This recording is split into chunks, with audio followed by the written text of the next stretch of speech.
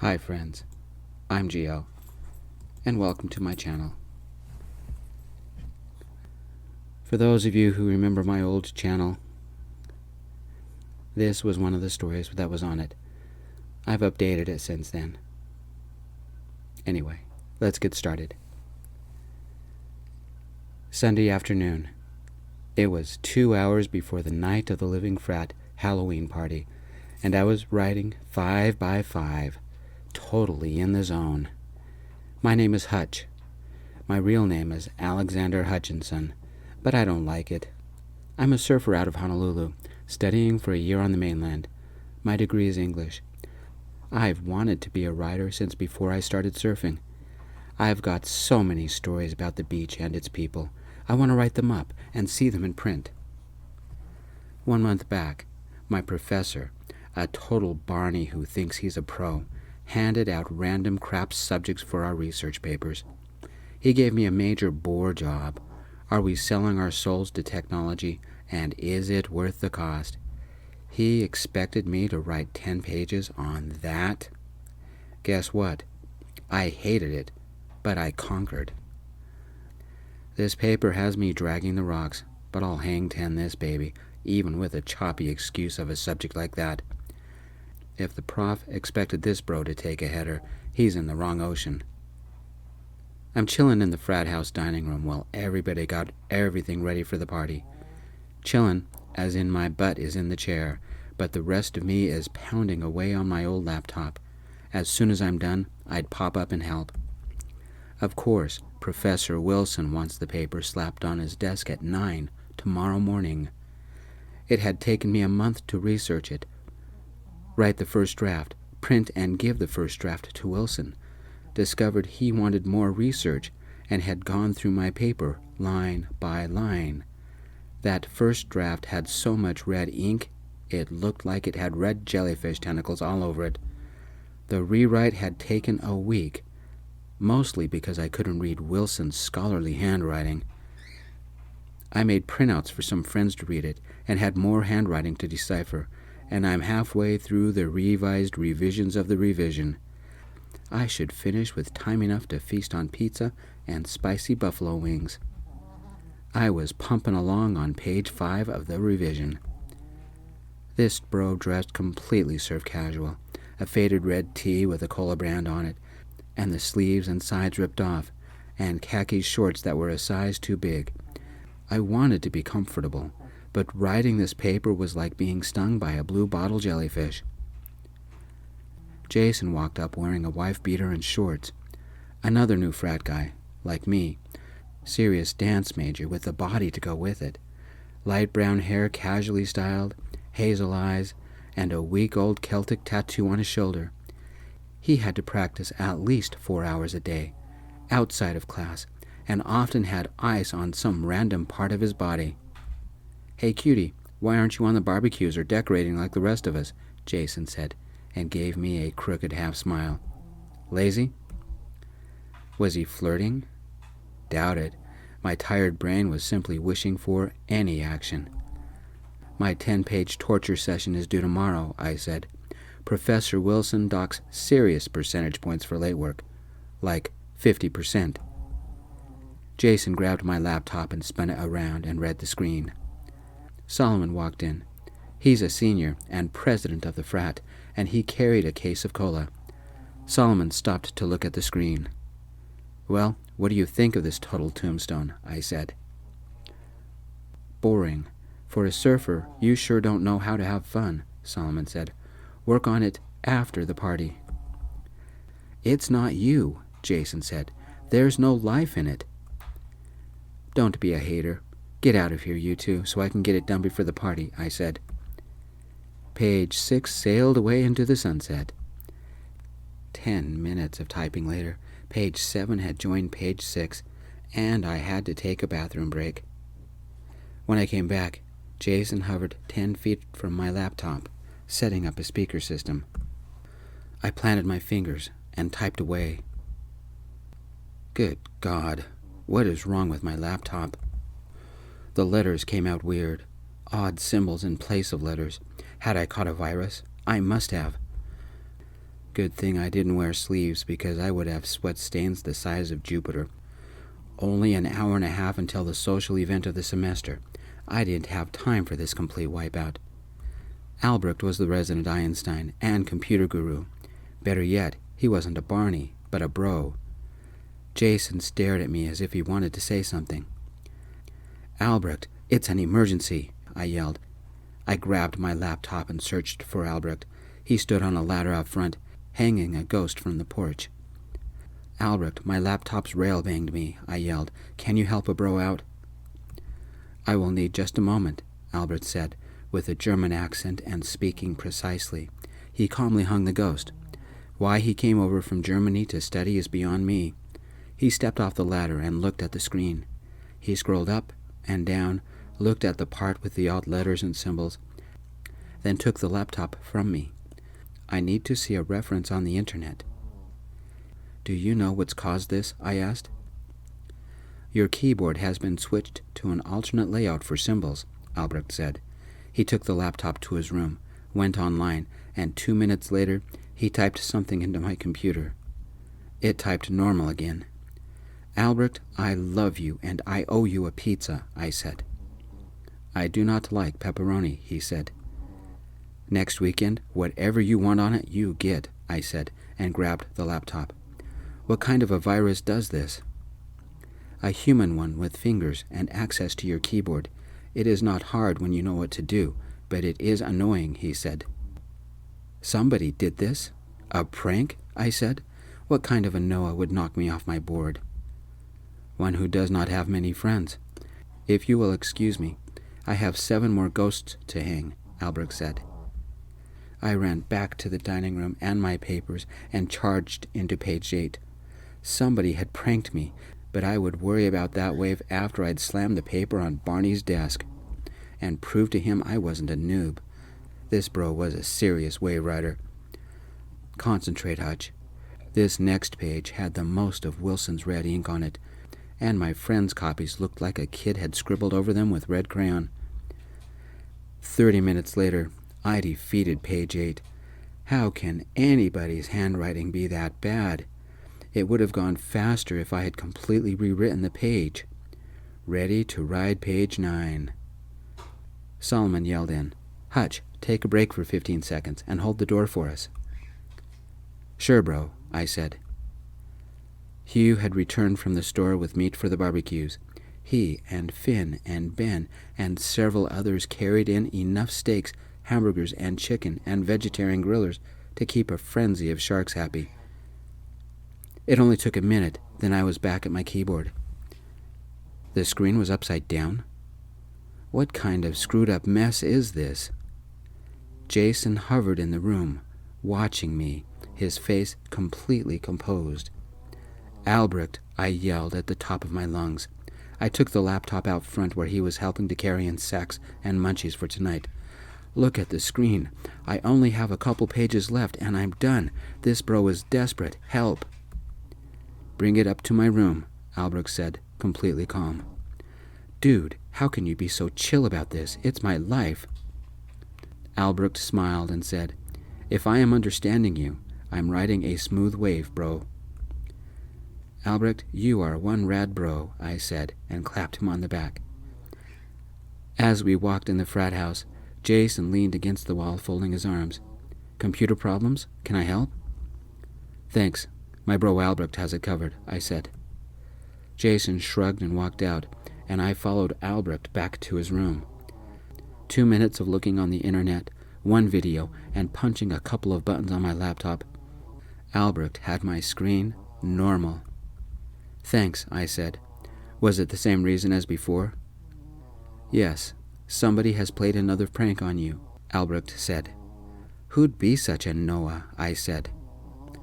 Albrecht raised an eyebrow and cocked his head a little.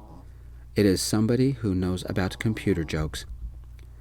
"Thanks for the save, bro. Whatever you want, I'll get it for you next weekend." "Please remember that I like Katzenzugen. It is a German chocolate," he said. "Pizza and Katzenzugen. Got it," I said, and ran back to the dining room. The laptop signaled low charge, so I slammed the charger in the wall and pumped my brain harder. I was so close to the finish line. But who played all the jokes? Jason hung around all the time. Was he the jerk? I would get even. Later. First I jammed through the paper, then find something slimy to put in his bed. Did they have blue bottle jellyfish in Vegas? Page 9. Slam dunk.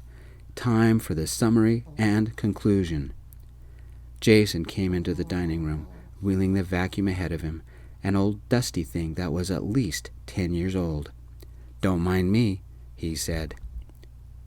Unbelievable. The jerk unplugged my laptop and plugged in the vacuum. He did some dance move with my laptop cord. My laptop didn't like it. It went dark.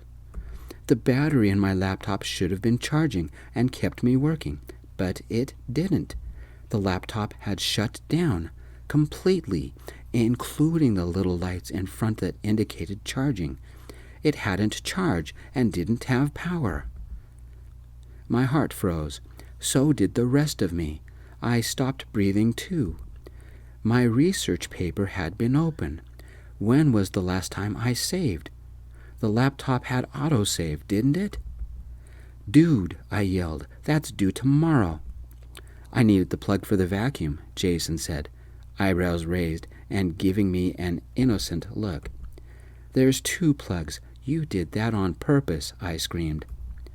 Jason shrugged, smiling seductively. "Oops, sorry, Hutch," he said in a low, sultry voice. He swung the cord around like a stripper swinging a shirt, then grabbed the cord in both hands and pulled it tight. "Can I ask you something?" "No, plug it back in," I yelled. "I like it when you take charge. Make me," Jason said. I yanked the cord from Jason's hand and plugged it in myself. I pushed the on button. Nothing happened. Ultimate BSOD. Black screen of death. I slammed my thumb on the button again and again and again. The laptop remained dead. Jason stared at me, his smile ebbing away. "Bro, use your brain." The cord was plugged into the wall. The cord was connected to my laptop. The green light on the power cable's adapter was on, but no power came to the laptop. Had the plug gone bad? Or somehow a circuit breaker had flipped? Try another plug. I switched to the other plug. The laptop still wouldn't come on. That panicky sensation that I got whenever I was about to ask a guy on a date? It was like that, but on steroids. The stupid paper I had spent the last month on was due on Wilson's desk at 9. The big frat party was in an hour. The laptop not only held my paper, it had all my notes and assignments for the entire semester, plus my passcodes to everything, like my banking. It also had my email addresses to friends in Hawaii and phone numbers of all my families and friends. I Skyped my family every weekend. I needed my laptop to deal with my classes and life. Without it, I had no life. Relax. Maybe this plug had taken a nosedive too. I unplugged it and ran to the living room, found another plug and plugged it in. I jammed the on button and waited and waited and waited. My laptop was still brain dead. I hit the on button again. I'd spent hours and hours today working on this stupid piece of garbage. I'd spent 6 hours yesterday at the library. I don't know how many hours this week I'd been poring over Barney's revisions or my friend's suggestions.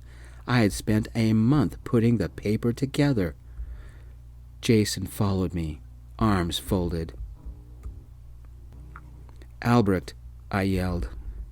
Solomon peeked around the door. "He'll be back later. Said something about a store that sold German pastries. He was getting some for tonight." "Why? More computer problems?" Jason leaned on the wall, the guiltiest smile on his face. Jason had been here every time something had happened to my laptop. He had pulled the plug from the wall. 5 years ago, I would have walked up to that dancer's body and hit him over the head with my laptop, then introduced his groin to my knee. Maybe I'd do that tomorrow. If I hurried, I could borrow somebody's laptop, pull up the old emails and previous versions I had given people to critique, and recreate the entire nightmare. I had old versions on the cloud I could revamp. But I only had 15 hours to do the impossible. I grabbed my notes and papers, stuffed them into my pack, and stood up. Jason leaned against the wall watching me. I went up to him. I thought you were one of the bros, but you pulled a serious Noah. Thanks for snaking the wave, because you've completely ground-slammed me into the rocks, I said to Jason, stepping right up to him, my finger pushing him into the wall. I hope you're happy, because I'd spent the last month on that paper. Now I'll miss a cool party because I'll meet and greet the dawn trying to salvage this mess. I don't even have a laptop to write on. The next time I see you, I'll go all aggro, and the bros will be calling the cops on me for assault and battery to your pretty face. Jason's eyes widened, and he swallowed. You can't miss the party, Solomon said. It's a frat obligation. Thanks to Jason, I've taken a header, I said. Put me on cleanup duty tomorrow. Jason seemed like he was about to say something, thought better of it, and fled into the dining room. A second later, the vacuum whimpered to life. I fumed all the way up to my room. I moved the condoms to the side of my desk and set the laptop on the desk, plugged it in, and hit power. Black screen of death. This would be one long night because I couldn't go to the party or sleep until the research paper was done. I went to the fridge downstairs to grab some caffeine and something to eat, because the sheer monumental volume of work made me a paddle-puss. A lot of the guys camped out in the living room, chilling. Anyone got a laptop I can use? My grade is on the line, I said. Take mine, Solomon said, glancing at someone behind me. I glanced back. Jason stood exactly where I had last seen him, gave me an odd smile, and scratched his back. His face would look a lot better smashed in the nearest wall, but even though he was a total Noah, I wasn't. I ignored him. Somebody get the door, cake coming in, Dane yelled from outside. He and Anders and Grin brought supplies for the party, including 2 cakes. I held the door for them, then dragged my butt up the stairs to my room. Hutch, where are you going? Anders yelled. To watch the sunrise, I said, and left. When I got back to my room, Solomon was already there with his laptop and fiddling with my laptop. He held a condom package and flipped it back and forth. He shook his head. It's DOA, man. Sorry. Do you mind if I take this? Never know. Somebody needs to dress for the party, bro, and better you than some dancer I can think of, I said. Halloween, the night of the Living Frat, biggest party of the year, next to the Christmas social. I would miss it. But school took priority. Like it or not, I had a date with a Barney at 9 tomorrow morning. Solomon's laptop turned on without a problem. I accessed my email, went to the cloud, and looked for any old version of the paper. I face-planted on my desk.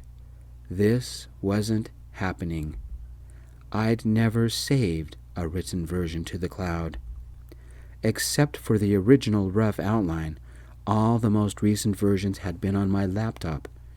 I'd have to recreate the entire month-long thrill ride from old emails and notes and scribbled drafts and critiqued messes and caffeine in one night.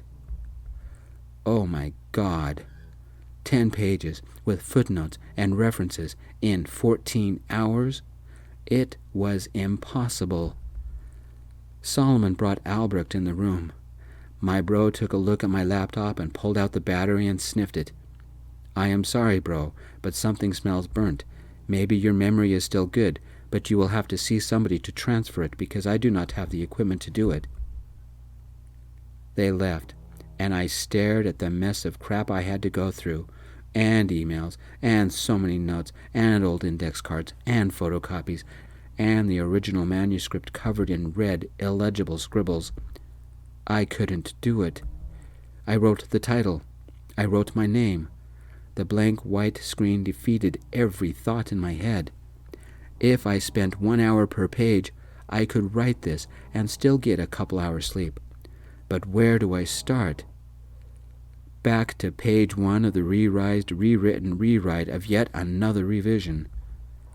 Wilson would dock 50% of my grade. I'd have to retake the class because I'm about to fail. Somehow, I'd get my revenge on the total dork named Jason. 13 hours remained. Running my finger over the first page of the original month-old draft covered with a billion teacher notes, my stomach clenched and I became nauseous. I can't do this. An hour passed of me staring at the screen. 12 hours remained. Time blurred. Loud music played. The noise got louder and louder.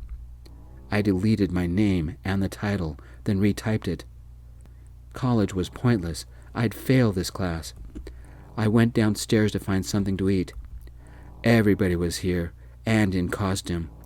It was the get-to-know-your-neighbor barbecue all over again, but with weird clothes. Dane and Anders were dressed like twin samurais.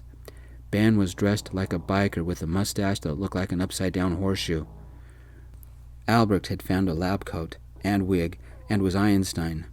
Solomon wore a pirate costume, including a fake talking parrot. Grin dressed as an Egyptian pharaoh. I wasn't too original. I was going to be a surfer. There was the jerk that had sideswiped me. Jason flirted with a dozen people, wearing only sandals, a leopard print loincloth, a necklace of pointed claws, and a wild wig. He danced, smiled, and shook his cute little booty. He had the body for it. I would get even with him someday, if they didn't kick me out of college first. I went into the kitchen and grabbed a plate of random food. A police siren blared above the noise and music. "Who called the cops on us?" Finn yelled. Everybody clustered to the windows. A police car pulled up, and an officer got out and walked to the frat house. "Turn the music down. Our neighbors must have complained," Dane said. Everybody became quiet. "Everybody is drinking age, right?" Hugh said. The officer knocked on our door. "Everybody stay calm," Finn said. Everybody backed away from the door. "Is Hutch about to beat up Jason?" Ben said, looking at Jason. Jason stared at me and tried to give me a little smile. I didn't look at him. The officer knocked on the door, even though it was open. "I'm Officer Ellerby. Who's in charge here?" "Niles?" Ben yelled. "You made it after all." "Technically, it's my lunch break. I only have 30 minutes, Niles said. Ben let the officer in and gave him a kiss. "Hey, everybody, I want you to meet my date." I didn't know Ben was gay, and he was dating a policeman. I guess there is a lot I don't know about my bros. Taking one last look at the party I would miss, I took my food and a caffeinated cola and went upstairs to my room. 12 hours left and 10 pages. The pounding music downstairs didn't help. "Dude," I said to myself, tossing a condom in the air and catching it. Total failure to perform. I stared at the piles of papers on my bed, at the blank screen, at my lack of future. I played with the food and nibbled a little on a buffalo wing. The same problem faced me. How would I even get started with this? 10 minutes later, I had written and deleted and rewritten the title 5 more times. The blank screen had won. A soft knock interrupted, nothing important. "Come in," I said, not even rising. Jason walked in. He had changed from jungle chic to old sweats and had lost the wig. "How's it going?" he asked. He didn't look at me, but at the mess of papers cluttering my bed. "Here to gloat? You win," I said. I was too depressed to fight. Jason gave me a sad smile and sighed. "No. Would you believe me if I said I'm sorry?" Why did you do it? I asked. I was flirting, I guess. You were supposed to say help, and I'd swoop in and fix it. Noble champion kind of thing, he said. I didn't expect this. Flirting? I said. Jason slightly nodded. I like you. I really like you. I think you're sexy, and someday I want to learn to surf. I wanted to get to know you, but it didn't go like I planned. I guess I went too far. You messed up my computer because you liked me, I said. It sounds stupid when you say it like that, he said. You have to understand my family. They're really religious, especially my dad. He always pulled jokes and pranks on everybody, saying God doesn't mind. My older brothers and I took after him, kind of like self-defense. If they knew I was gay, between my church and my family, my life would have been horrible. They teased and pranked each other all the time. It's no excuse, but I'm sorry. I didn't think your computer would freak out. If I did that to my family, I'd be pretty lonely and pretty beat up, I said. Jason winced, folded his arms, and looked at his bare feet a moment. A momentary sadness flickered in his eyes.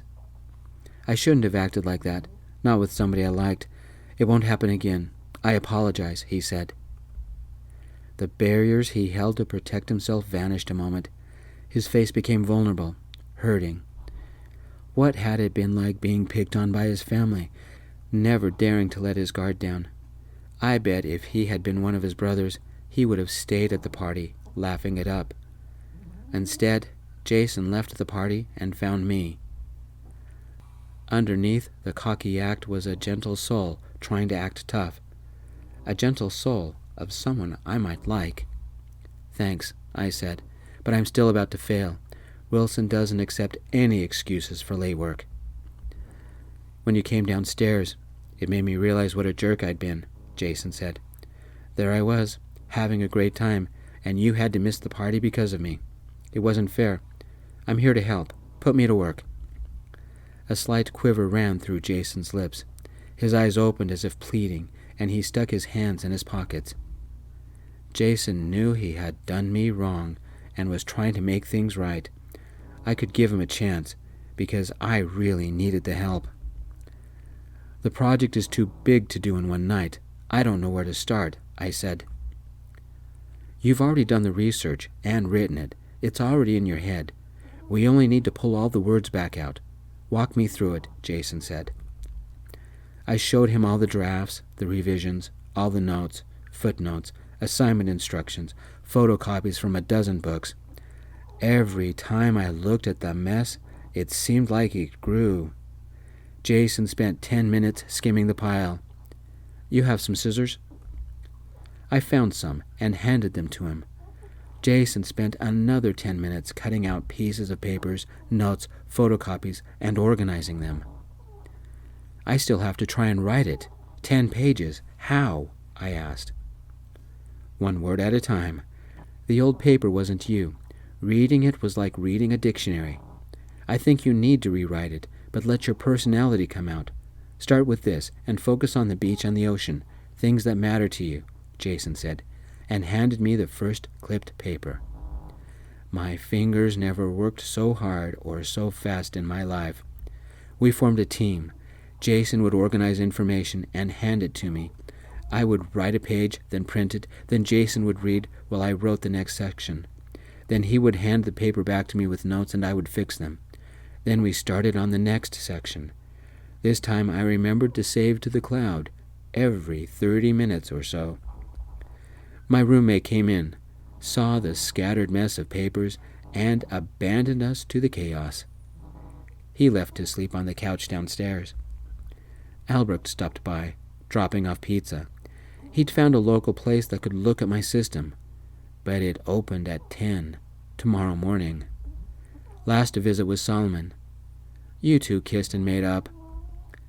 Jason looked at me, his eyes saying, "Sorry." "We're bros again," I said. I was surfing the pipeline, writing like a madman. I remembered details from the various drafts, added new information, looked up a couple of articles on the internet, and time flew as fast as my fingers. Jason compared the new work with the old, pointing out things I'd forgotten or misspelled. I spent 30 minutes per page writing and revising. It took 5 hours, and somehow my 10-page report turned into 13. Footnotes and a bibliography added another page. The new draft was a combination of rewrites and first writes and completely spur-of-the-moment, fresh out of my head inspirations. Screw Wilson and his boring title. I renamed it, "We Sold Our Souls to Keep the Sharks at Bay. How Technology Has Hang-Tenned Our Beaches." We finished with 7 hours to spare. I printed out the last pages and handed them to Jason to read. I saved to the cloud this time. "Jason, I like you like this," I said. "Completely chilled, pleasant to be around, and a guy I would like to get to know better." "It was fun," Jason said. "Any plans next weekend?" I asked. "Taking your laptop to somebody to get it fixed," he said. "I'll pay. It's kind of my fault anyway." "Dinner after?" I said. I hit print and finally relaxed. The completed research paper was finally done. Jason nodded and read through the pages. I stretched. Had I really been hunched over the laptop for the last eternity? "I like the flow better, and it reads more natural, not stiff and formal like what I read on the laptop. It sounds like you. Check this part out, because it comes through with more heart," Jason said, handing the final paper to me. Our hands touched. Our fingers connected. Our eyes met. A little color formed in Jason's cheeks. Maybe it was the lateness of the hour. Maybe seeing Jason almost nude downstairs lingered in my mind. Maybe it was because we'd been working closely together for hours. Maybe it was all the caffeine. Maybe the frustration needed a release. Whatever it was, I realized that Jason was pretty cute, and his lips almost begged to be kissed. I set the paper down and pulled Jason close. He quickly breathed in. Our closeness seemed natural. Our hands found each other, and our fingers teased each other. I ran a hand up his arm, lifted his chin a little, until our mouths were only an inch apart. Jason leaned in and kissed me. I closed my eyes and relaxed into our kiss. His lips were warm and gentle. Jason had put on a cologne, something citrus and musky. It smelled sexy. His hands ran along my back, holding me tight to his body. One hand ran through my hair. The music downstairs was loud and had a beat right for sex. It pounded in my head, my heart, my groin.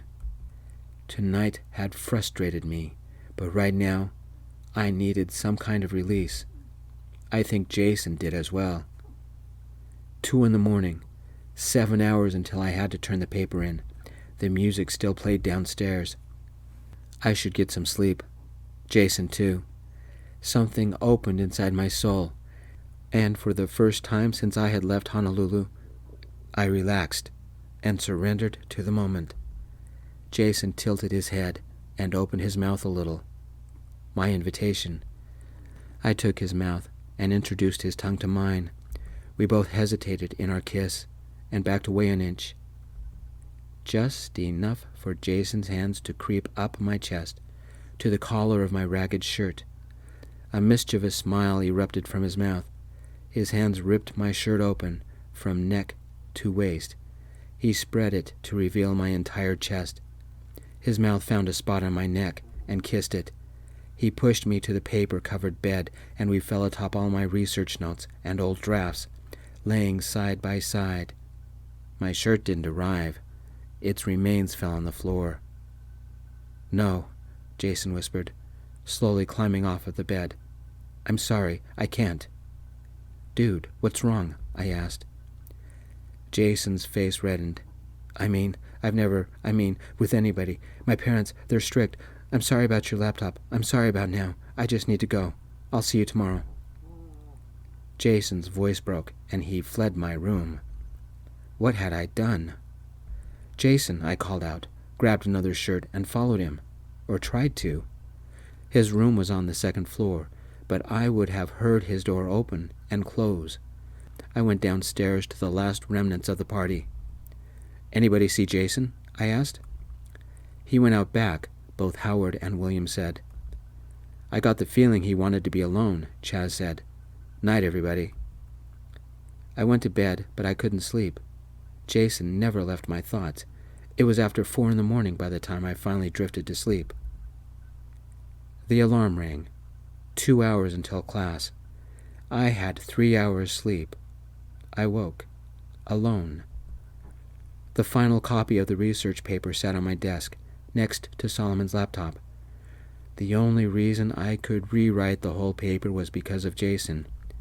He might have caused the problem, but he had fixed it. Then I somehow ruined things between us. Why did I feel so alone? I got out of bed, had a quick shower, and packed everything I needed for school. I read through the first couple of pages, because I barely even remembered writing it. It was good. Smooth, almost lyrical writing, no errors. It flowed from one thought to another. It wasn't a boring paper, but something worth reading. I owed Jason more than he could realize. After I packed the report away, I went downstairs. The frat house was a natural disaster with 4 walls. 1,000,000 beer cans, cola cans, wine glasses, red cups, paper plates, leftover food, pizza boxes, and empty wing containers littered every surface. That was only the staircase. The rest of the frat house was worse. Some guy slept next to the wall. My roommate was asleep on the couch. Jason was in the kitchen cooking eggs and bacon, wearing the same sweats he had worn last night. Had he even gone to bed?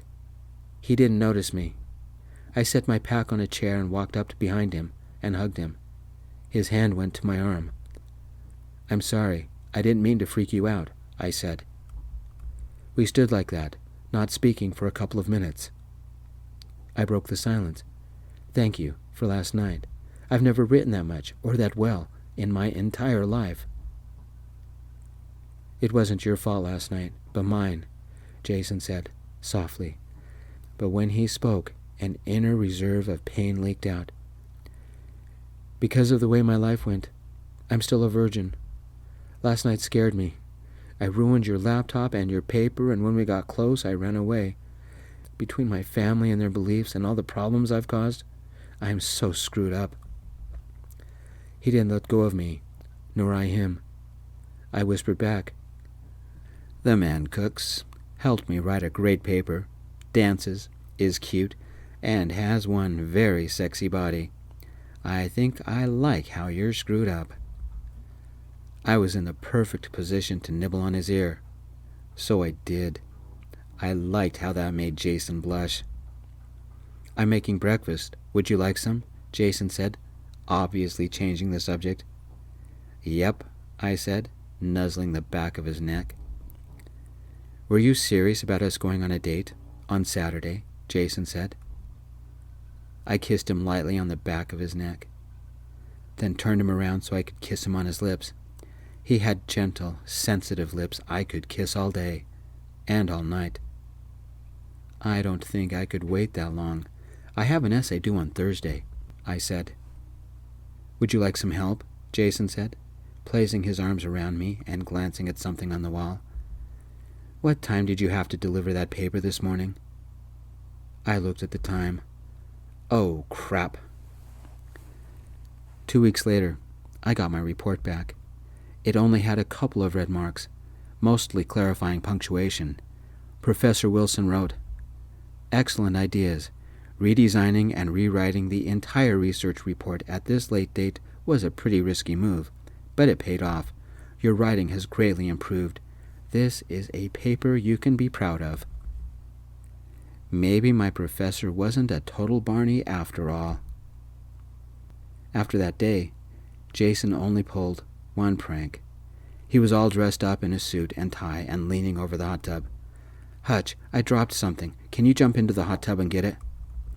"Sure," I said, whipping my shirt and shoes off and jumping in. I held my breath and searched the bottom. It was pretty easy to find. It was the only thing on the bottom. I held it up as I surfaced. Found it. It was a gold ring. Jason dropped to a knee, smiled, and said, "Actually, Hutch, it's for you, if you say yes." I took Jason to see my family in Hawaii, and his family joined us, as did most of our frat bros. We were married at sunset, 50 feet from shore. I loved the looks on Jason's family's faces when they learned that to attend our service, they had to ride surfboards. The end. Thanks for sharing the story with me. If you could, please leave a like or subscribe. I'd appreciate it. Thank you very much. Peace.